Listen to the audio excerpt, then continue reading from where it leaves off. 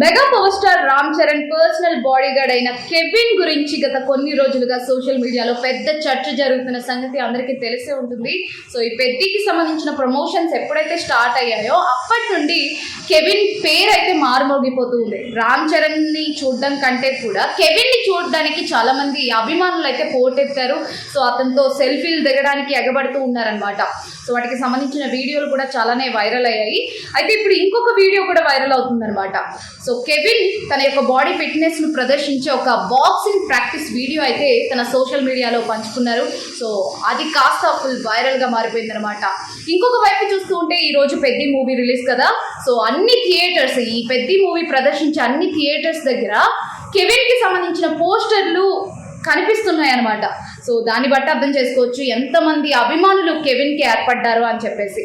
ప్రస్తుతం అయితే ఈ వీడియోలన్నీ సోషల్ మీడియా మాధ్యమాల్లో ఫుల్ వైరల్ అయిపోతూ ఉన్నాయి.